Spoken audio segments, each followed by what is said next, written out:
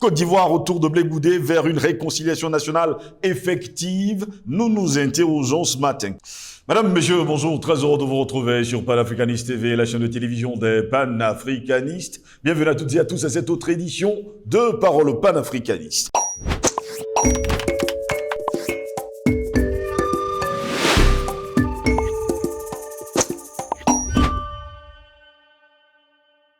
Côte d'Ivoire, retour de Blé Goudé vers une réconciliation nationale effective, c'est notre interrogation.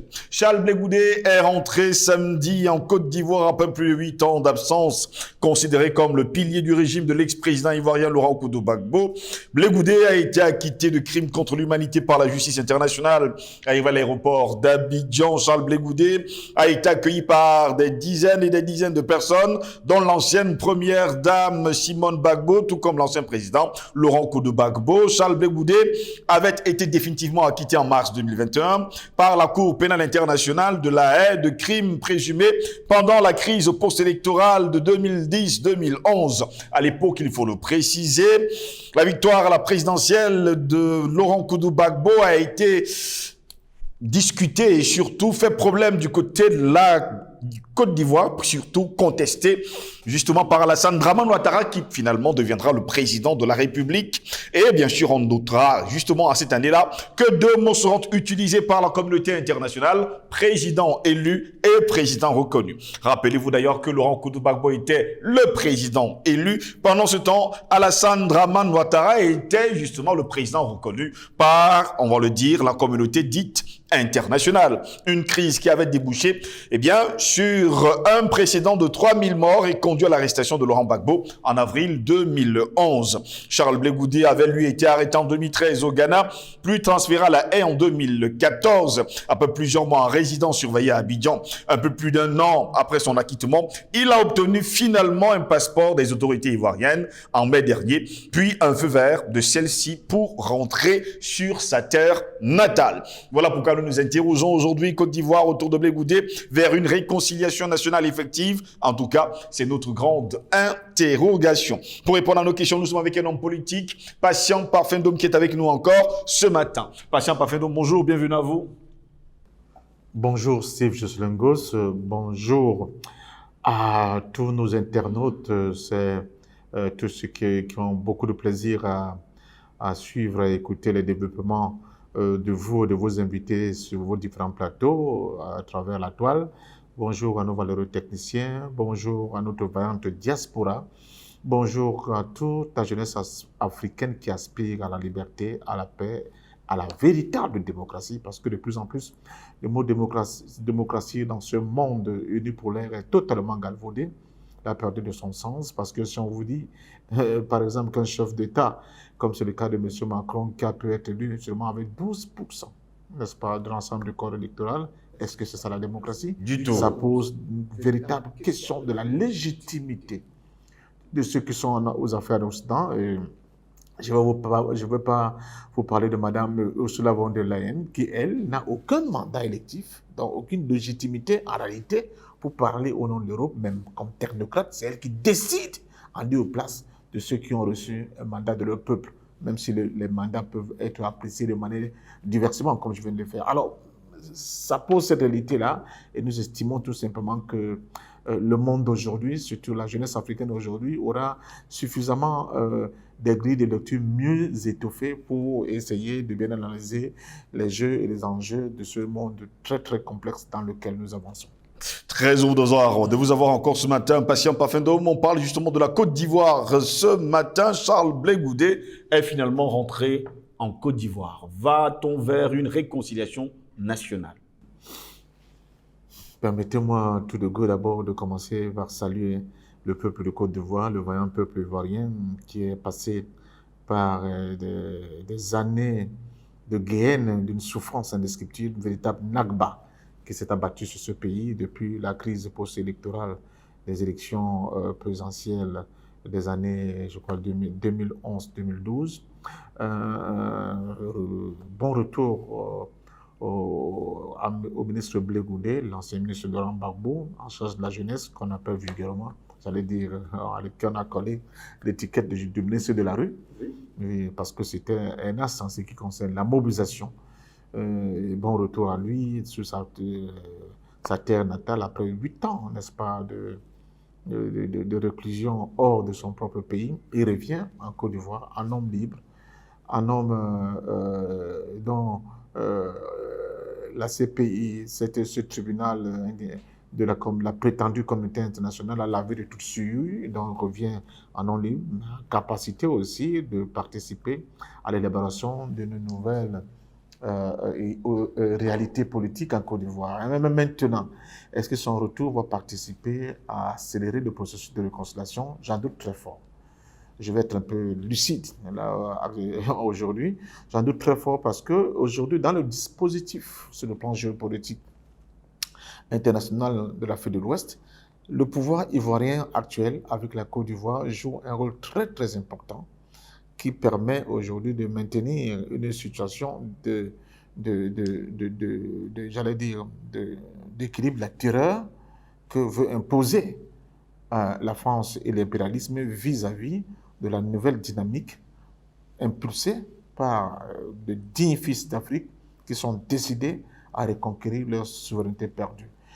Et penser aujourd'hui que les maîtres pensants du monde peuvent accepter qu'avec le retour de Blé Goudé, on puisse amener une Côte d'Ivoire vers l'apaisement, vers un équilibre réel, vers la possibilité pour les filles et les fils de ce pays d'enfin, en se regardant droit dans les yeux, autour d'un feu, autour de l'arbre à palabre, qui puissent se parler, puissent opérer une véritable catharsis qui va permettre, n'est-ce pas, à ce pays-là de renouer avec un dialogue authentiquement africain qui n'aurait jamais dû abandonner, va permettre de redonner la possibilité au peuple ivoirien dans sa marche en avant de tout faire pour consolider et enraciner durablement leur souveraineté sur leur sol. J'en doute très fort. J'en doute très fort, d'autant plus qu'il y a la grosse hypothèque qui pèse sur l'ensemble de toute cette architecture que nous souhaitons de tous nos voeux, qui est le 43e BIMA. Le 43e BIMA, c'est la base militaire française qui se trouve au niveau,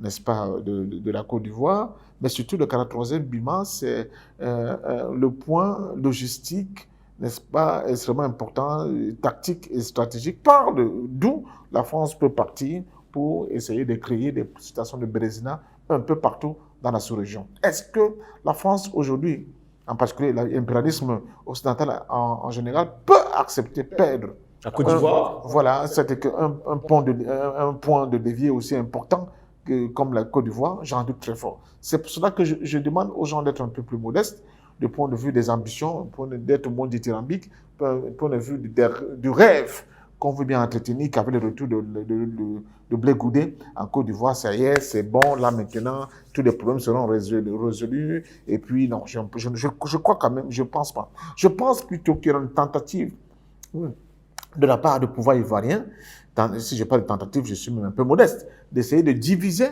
le camp de refus à cet ordre établi, d'essayer de créer des schismes ou bien d'accentuer ces schismes qui existent déjà, mais dont ils ont contribué évidemment à consolider, n'est-ce pas, par rapport à ce qui aurait pu se constituer comme l'axe de la résistance à cette opération de domestication de la volonté des Ivoiriens à reconquérir la souveraineté. Et cela passe, il suffit de regarder l'accueil qui a été offert, réservé à Blé Goudé, et vous voyez les acteurs qui se sont déplacés, leur mouvement. Vous avez M.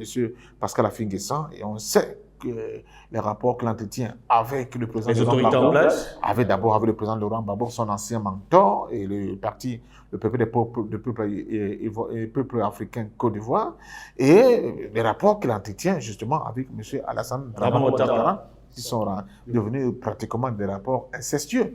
Il y a aussi l'attitude de l'ancienne première dame, la première dame, Mme Simone Yves Gbagbo, que nous saluons et dont nous respectons le combat. Mais je pense qu'il faut éviter les clivages qui risquent de se produire dans ces anciens camps de la résistance. Il faut qu'il y ait quelqu'un qui soit capable de créer des passerelles pour que justement le jeu perfide du pouvoir ivoirien, et de là on voit bien le veau perfide de la France, ne prenne pas le dessus en termes d'ambition, en termes de go, sur la nécessité pour les dignes fils de la Côte d'Ivoire de se regarder dans les yeux, de faire cet exercice d'exorcisme collectif et de se dire, mais attention, on ne va pas accepter de se bouffer une fois de plus par nos ennemis, tout simplement parce que des égos surdimensionnés jaillissent ici et là. C'est là l'enjeu central, à mon sens, du retour de Blé Goudé en Côte d'Ivoire. C'est son positionnement par rapport à cette problématique-là. Sinon, j'ai bien peur que nous serons partis pour très longtemps parce que les gens auraient été incapables de faire table rase de leur divergence et qui est quasi naturelle, qui est quasi logique au vu de l'évolution de ce que le FPI, la scène FPI, autant pour moi, a été après cette crise post-électorale. Je rappelle quand même que c'est dans ce groupe qu'on a eu les violences, à qui on a appliqué les violences innommables, les emprisonnements, les assassinats, l'exil, d'abord l'exil intérieur. Je vous rappelle ce que je dis d'aujourd'hui. Il y a des populations au sein de la Côte d'Ivoire qui sont parties de leur village, qui ne peuvent plus revenir. Leur village a été domestiqué par des étrangers. Les chefs de village ont été nommés, sont reconnus par l'administration, alors qu'ils ne sont pas. Ces gens-là ne sont pas de cet espace-là. Des plantations ont été confisquées. Des maisons de gens ont été confisquées. Des comptes bancaires ont été gelés jusqu'au jour d'aujourd'hui. D'ailleurs, le président Laurent Gbagbo, on nous a annoncé à grand pomme que oui, maintenant, n'est-ce pas, ces émoluments, c'est hier. Mais ce qu'on ne dit pas, c'est que, soi-disant, parce qu'il aurait participé au braquage de la Banque centrale ivoirienne, l'argent qui devait lui revenir est reversé au trésor ivoirien. Vous voyez comment c'est cynique? Vous voyez le cynisme qui accompagne ce type de démarche. Donc, nous ne sommes pas dans un environnement, j'allais dire, dans un espace apaisé ou bien en voie d'apaisement. Nous sommes justement dans la droite ligne d'une politique assez fine, assez corsée, où en réalité, qu'on le veuille ou non, chacun muscle de son côté pour aller à l'affrontement final, dont le premier épisode va être évidemment les élections législatives, je crois, municipales, qui arrivent bientôt. Et là aussi, par rapport à l'ensemble de la mécanique qui va organiser ces élections, on verra le positionnement de Blé Goudé, on verra le positionnement de Pascal Affi-Guessan et de Simone Barbeau. Si ils ne comprennent pas qu'il peut être, peut-être, c'est-à-dire qu'ils ne concèdent pas le fait qu'ils sont de la même famille, même s'ils sont dans des clans différents. Bon, aujourd'hui, la vie c'est aussi comme ça. Et ils essaient le jour le jour pour affaiblir l'un ou l'autre camp. Je pense que cela ferait les affaires du pouvoir actuel de M. Alassane Dramane Ouattara, mais surtout de la France, qui voit d'un très mauvais œil. Un nationaliste prend le pouvoir? Oui, très mauvais œil. Le fait que le groupe, l'ancien groupe du président Laurent Gbagbo, appelons-le comme ça pour que les gens comprennent, puisse faire alliance avec le groupe de Henri Konan Bédié. Ça va être très, très difficile pour la France de continuer à surfer et à jouer pour se maintenir avec les avantages qu'ils ont aujourd'hui et au niveau de la Côte d'Ivoire et à partir de la Côte d'Ivoire, les avantages que la position centrale peut leur donner au niveau de la sous-région. Heureusement, la sous-région n'est plus la même. Il y a eu des changements, il y a eu des basculements. Les cartes sont rebattues. Oui, les cartes sont totalement rebattues. Nous avons le Mali qui n'est plus sécuritaire, le Burkina qui commence à montrer des signes de frémissement pour rêver d'un ailleurs. Nous avons la Guinée-Conakry qui n'est plus ce qu'elle était. Et je ne serais pas surpris de voir que plus tard le Niger puisse se basculer dans cette nouvelle dynamique. Et ça isolera davantage de pouvoir ivoirien aujourd'hui, même si elle peut continuer à compter fermement sur le président Macky Sall tant qu'il est au pouvoir. Mais là aussi, au Sénégal, peut-être que l'arrivée d'un autre pouvoir, si c'est pas extraordinaire, Sonko qui arrive, ça va davantage diminuer la marge de manœuvre de la France à travers la Côte d'Ivoire pour continuer d'imposer ce statu quo, en réalité, qui ne permet pas, n'est-ce pas, une quelconque autonomie, une quelconque possibilité pour le peuple de cette sous-région, surtout ceux qui sont des locuteurs français, n'est-ce pas, ce qu'on appelle l'espace francophone, de pouvoir évidemment et éminemment arriver à la reconstruction, mais surtout à la réappropriation de leur souveraineté. Peut-on dire aujourd'hui que finalement la Côte d'Ivoire est la chasse gardée finalement de la France? Non seulement elle l'est, mais la France va tout faire pour essayer de maintenir cet avantage dans cet espace. Je vous dis, si nous analysons ces faits, ce qui se passe en Côte d'Ivoire, et ne pas les agencer dans une articulation du point de vue de la réflexion avec ce que j'appelle le big picture, c'est-à-dire que la géopolitique mondiale, ça veut dire qu'on n'a rien compris. Ce qui se passe en Côte d'Ivoire n'est pas seulement une question ivoiro-ivoirienne. C'est pas vrai. C'est pas uniquement une question ivoiro-ivoirienne. Les places sont déplacées en Côte d'Ivoire parce qu'il y a un grand tableau où des confrontations titanesques sont en train de se passer. Et la Côte d'Ivoire fait partie de cet espace, d'un petit espace où, de manière tactique et stratégique, placer un pion à gauche ou à droite a toute sa valeur. Et à partir de ce moment-là, il ne faut justement pas penser que c'est une affaire qui concerne les Ivoiriens, que les Ivoiriens s'entendent, et puis le problème est résolu. Non, d'autant plus que les autres ont pris des marges de manœuvre extrêmement importantes dans cet espace, avec des avantages, comme je disais tout à l'heure, qui sont extrêmement importants. La question du cacao, par exemple, revenons-en une seconde. Qui gère le cacao en Côte d'Ivoire aujourd'hui? C'est la France à travers une bonne partie des gens qui tournent autour du couple Ouattara, oui, dont surtout le premier cercle autour de son épouse. Pensez-vous que ces gens-là sont prêts à perdre? Je vous rappelle quand même que la Côte d'Ivoire, c'est le premier producteur mondial de cacao. La Côte d'Ivoire, plus le Ghana, c'est 60% de la production mondiale de cacao. Donc voilà, je prends seulement cet exemple pour vous montrer l'importance pour eux de continuer à maintenir fermement la Côte d'Ivoire, n'est-ce pas, entre leurs mains, et pour ne pas donner la possibilité à un nouveau pouvoir venu là qui veut penser à avoir d'autres envies. La question de l'écho d'Afrique de l'Ouest, cette monnaie commune à toute l'Afrique de l'Ouest qui était bien partie, parce que la réflexion était déjà repoussée, il fallait simplement que les politiques acceptent de parapher cet accord qui devait donner à l'Afrique de l'Ouest une monnaie authentique, une monnaie gérée par eux, une monnaie qui leur appartient, une monnaie qui sera gérée et évidemment par eux pour le bien-être de leurs économies. Qu'a fait la France? La France a attaqué. Elle a contre-attaqué en passant par quoi? Par qui? Par la Côte d'Ivoire de M. Alassane Ouattara. Pour bloquer cette initiative et en créant l'écho Macron. Et depuis que cette initiative de la création de l'écho Macron, comme je l'appelle, a vu le jour, vous avez vu qu'elle a pu, n'est-ce pas, endiguer la progression de l'idée de mettre en place au niveau de l'Afrique de l'Ouest une monnaie, l'écho qui est en fait le diminutif d'ECOWAS. Comment se fait-il qu'un pays tiers qui n'est pas membre d'un regroupement sous-régional comme la CEDEAO a pu influencer, n'est-ce pas, les États tiers, surtout un État comme la Côte d'Ivoire, au plan d'éventrer leur propre projet de la création d'une monnaie communautaire africaine gérée par ce même peuple d'Afrique.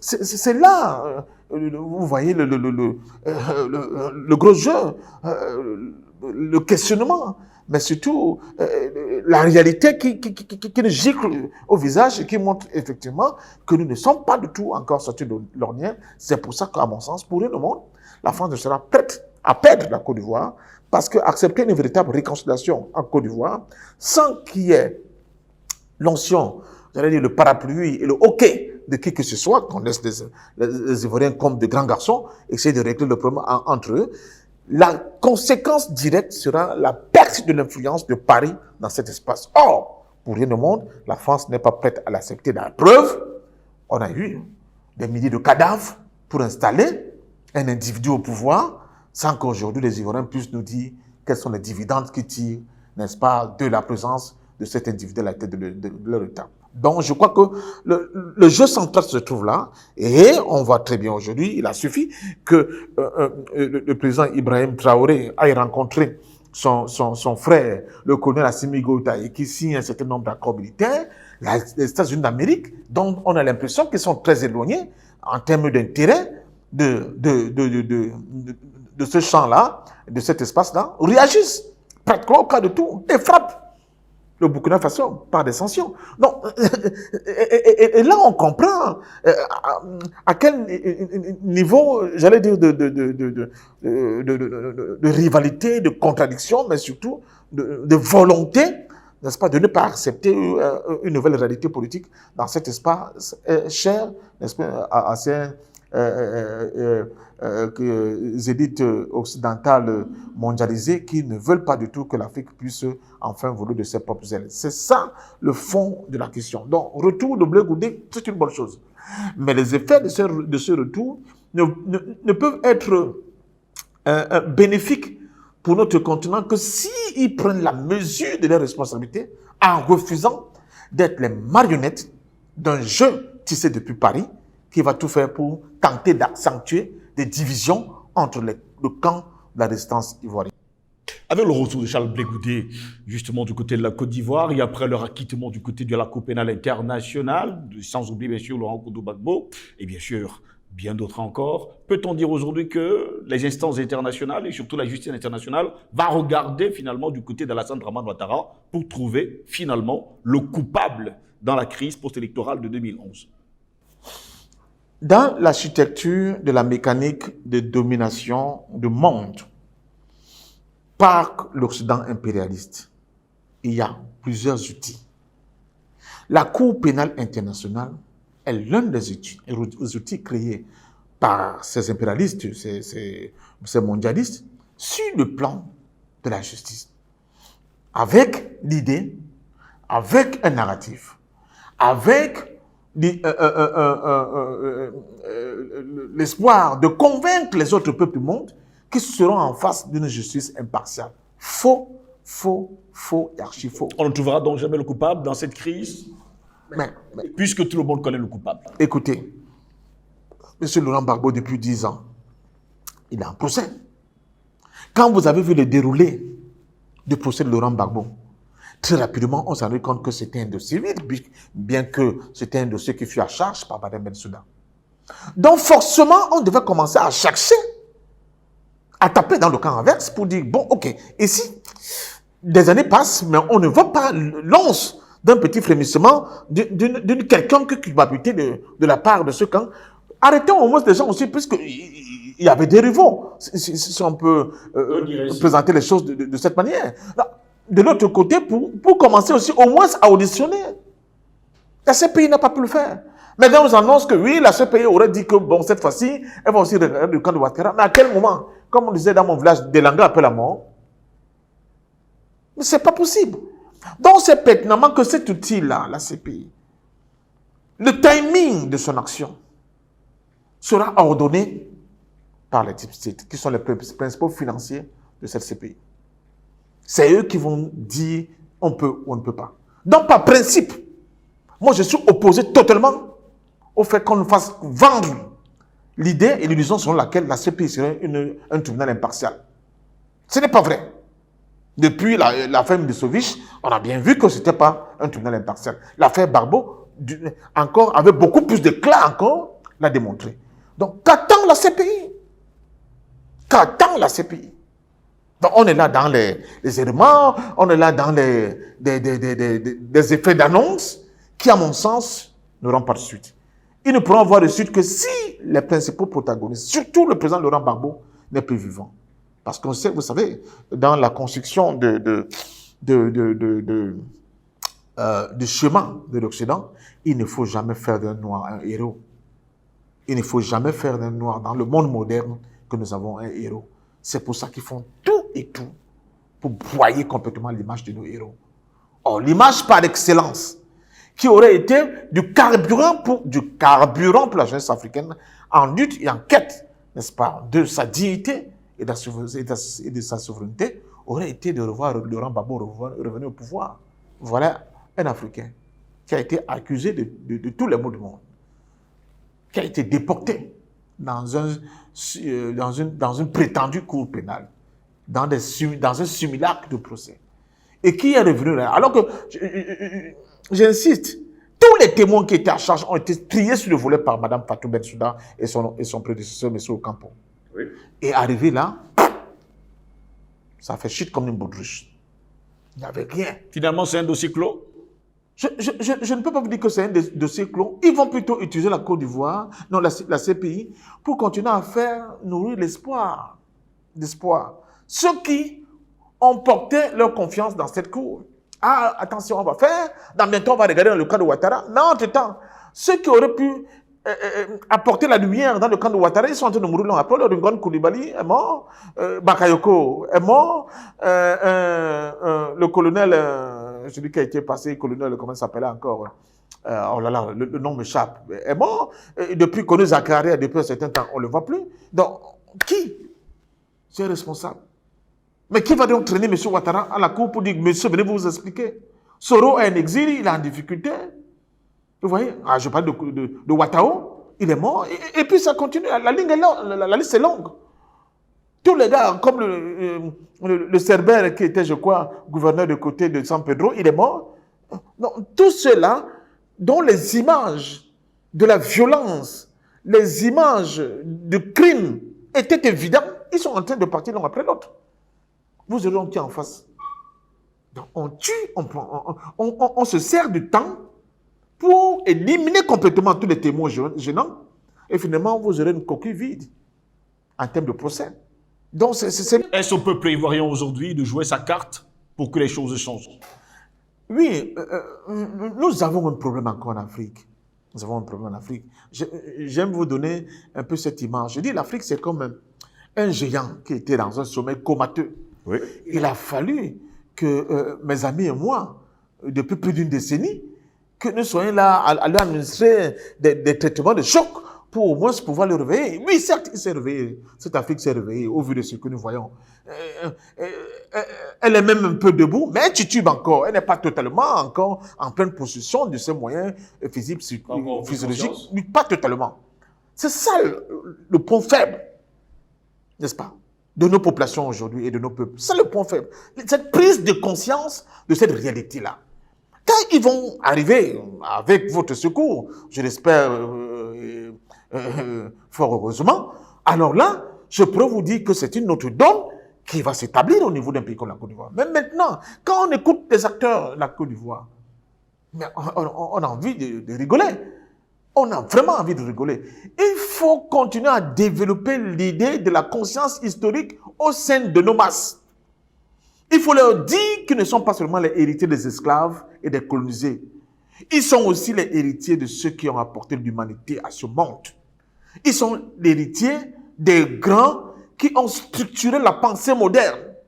Ils sont les héritiers des grands qui ont structuré les sociétés modernes et qui ont donné les éléments, qui ont planté les piliers de ce que devait être une véritable démocratie dans une société moderne. Ce n'est pas cette démocratie galvaudée. Ce ne sont pas ces sociétés aujourd'hui qui font passer l'homme pour un animal, mi-homme, je ne sais pas comment vous l'appelez, dans votre jargon, qu'on nous vend aujourd'hui. Ce ne sont pas ces sociétés où vous avez à peu près 5% des hommes les plus riches du monde qui ont l'équivalent du PIB de toute l'Afrique réunie. Il y a un problème. Il y a un gros problème. Ce ne sont pas ces économistes avec les faux chiffres qui vous font dire que l'Afrique c'est 1% du commerce mondial, des conneries comme ça là. Ce ne sont pas ces gens-là qui vous disent vous êtes des pays pauvres et très endettés, alors que vous avez tout chez vous. Vous avez l'or, vous avez le diamant, vous avez l'eau potable, vous avez l'eau douce, vous avez tout. Vous avez le bois, vous avez le fer, toutes les richesses sur lesquelles ils viennent pensionner chez vous pour survivre. Alors, donc, il faut recréer un nouveau narratif. Il faut repenser une nouvelle théorie de l'homme africain, de l'homme tout court. Il faut redonner, n'est-ce pas, de la force, redonner un carburant nouveau. Maintenant que nous sommes dans les énergies renouvelables, je crois que ça sera, je ne sais pas, au lithium, hein, pour dire à l'homme africain que tu es l'homme premier. Le monde n'attend que toi. La révolution mondiale, la nouvelle, qui va replacer l'homme au cœur de la civilisation, c'est l'homme africain. Sans l'homme africain, dans sa nouvelle toge de révolutionnaire de l'universel, alors là, il n'y aura rien de nouveau qui pourra se produire dans ce monde. Ce qui pourra se produire dans ce monde, ce sont des guerres, c'est des violences, on ne peut en finir. C'est le fait que quelques happy few, n'est-ce pas, peuvent, comme je vous le disais tantôt, penser que il suffit d'être un technocrate, vous n'êtes pas élu, vous n'avez aucun mandat électif, mais c'est vous qui dirigez des millions de personnes comme des moutons. On dit aujourd'hui Covid, tout le monde doit se confiner, personne ne se pose des questions. On voit des scientifiques de haut niveau qui disent, mais non, Cette affaire de l'hydrochloroquine, c'est de la solution. On dit que non. Mais on a même assassiné des savants. Personne ne se pose des questions. Et ce sont nos élites qui viennent nous proposer des vaccins de nos enfants dès l'âge de 18 ans. Alors on se pose des questions, mais où on va où? Et je peux vous dire, c'est un test d'un projet qui est encore plus grave. Plus grave. Qui est en construction pas aujourd'hui. Moi, je dis par exemple, je me souviens dans certains mondes diplomatiques qui datent des décennies, il y avait déjà le projet. Il y avait déjà le projet en construction. C'est un livre, quand vous lisez par exemple le rapport Lugano et je crois de Suzanne Georges, il y a déjà le projet. Donc, je pense sincèrement que l'Africain doit arrêter d'être dans une posture, j'allais dire, de spectateur. Oui. Et résolument reprendre la marche en avant par le biais, la domestication de la science, la maîtrise de l'énergie, la capacité à fournir un bol de riz, je prends l'expression de Mao, à tous les filles et les fils de notre continent. 3, à assurer sa sécurité sur le plan militaire. Et 4, je peux avancer, à construire un véritable État panafricain. Merci à vous, Pasteur Bafénoum, d'avoir été de nous ce matin. C'est moi qui vous dis merci et très heureux, honoré d'être sur votre plateau une fois de plus aujourd'hui. Donc, au peuple de Côte d'Ivoire, merci et félicitations. Continuez votre marche en avant. L'Afrique ne vous regarde pas souvent. L'Afrique, pas seulement autant pour moi, l'Afrique est résolument à vos côtés pour vraiment donner la possibilité à un nouveau monde d'émerger de nouveau. Comme le déclarait haut et fort Voltaire, la principale occupation, c'est l'amour. La seconde, c'est de médire. La troisième, de dire des sottises. Nous avons pris la première, c'est l'amour, pour réveiller le continent africain et tous les Africains. Au plaisir de vous retrouver très prochainement. Passez une agréable journée.